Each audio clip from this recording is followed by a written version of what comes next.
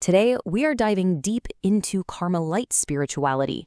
Now, this isn't about some complicated set of rules or rituals. Nope, it's really an interior journey, a path that leads you into a deep personal friendship with God. And you know what? Everything on this path, it all kicks off with one single, really powerful question from the Gospels. What do I still lack? This is the question that's the dividing line between a comfortable, just follow the rules kind of faith and one that is just hungry for more. It's about having a holy dissatisfaction with doing the bare minimum. And this hits home when you read someone like St. Teresa of Avila. I mean, she's a giant in this tradition.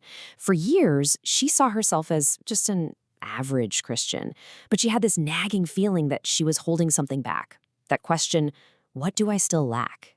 It totally transformed her. She went from being lukewarm to a spiritual powerhouse because she realized what she was missing: total surrender. So that question, it really is the starting line. It's that moment of decision where you choose to move from just a checklist of religious duties toward a truly radical friendship with Christ.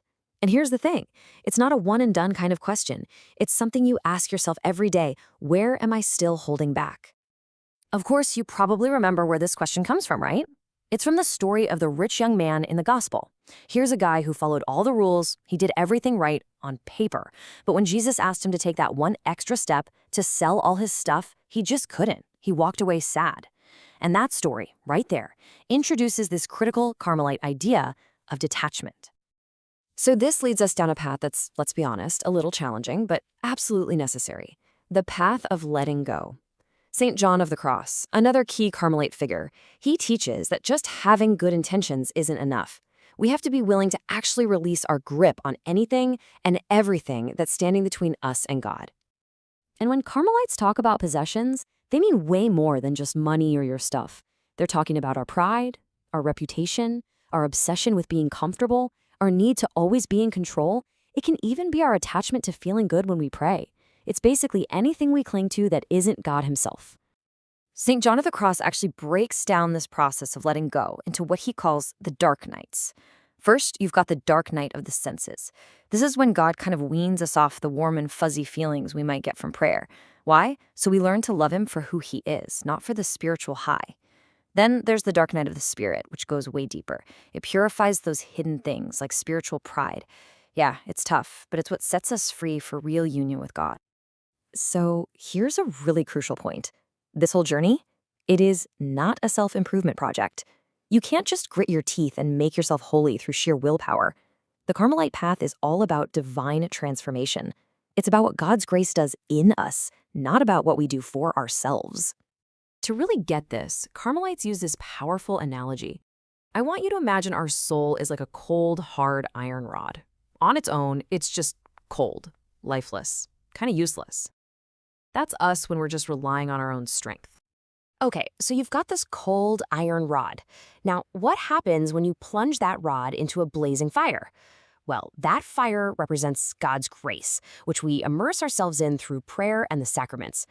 The rod doesn't do anything, it just allows itself to be completely surrounded by the heat. And what happens next? Eventually, that iron rod starts to glow red hot. It literally takes on the properties of the fire itself. It becomes what the fire is. And that is the goal of the spiritual life, to be so completely transformed by God's love that our own lives become a living, breathing expression of his love. We're changed from the inside out. Now, if that whole fire analogy feels a little intense, don't worry.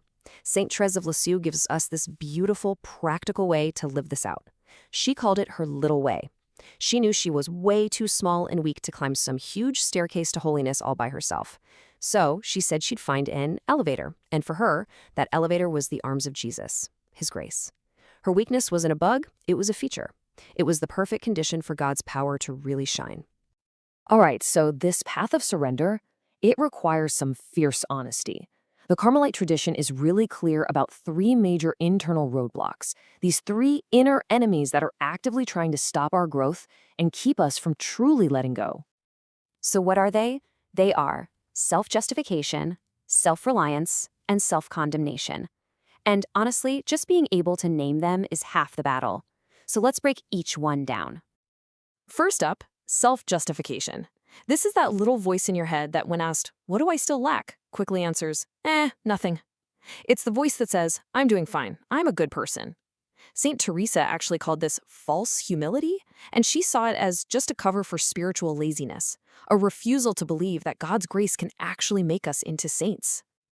Enemy number 2 is self-reliance. This is that sneaky kind of pride that makes us think we can achieve holiness all by ourselves with our own brilliant plans and our own willpower. It's the exact opposite of that iron rod just letting the fire do the work. St. John of the Cross would say this is like trying to light a fire with soaking wet wood. It's just not going to work. Real progress is a gift, and it starts the moment we admit we're powerless without God. And finally, we have what might be the most dangerous enemy of all, self-condemnation. This is that toxic lie that whispers, "You failed again. You're hopeless. Why even bother? Just give up." And this is where St. Teresa's little way is the perfect antidote. She taught that when we fall, we shouldn't spiral into despair. Instead, we should run to God like a little kid runs to their parent, trusting completely in His mercy, not in our own ability to be perfect. So, look, I know this might all sound pretty intense, but the Carmelite path is actually incredibly practical. This isn't just theory, it's a real way of life. So the big question is, how do you actually start walking this path? Like, today. Well, here are 4 concrete steps. First, encounter God's grace every single day through quiet prayer and the sacraments. That's how you place the iron in the fire. Second, be really honest and examine your attachments. Pick just one area where you know you're holding back and make a small plan to start detaching. Third, practice humility. When you mess up, and you will, don't try to fix it yourself. Immediately turn to God and ask for mercy. And fourth, embrace the little way. Just focus on doing the small, ordinary things in your day with an extraordinary love for God. And that brings us right back to where we started. We're going to end this explainer by turning that question back to you. What is the one great possession? Is it your comfort, your pride, your need for control, your fear? What is the one thing you are still unwilling to leave behind to follow Christ just a little more completely? Whatever your answer is, that's the starting point for your own journey within.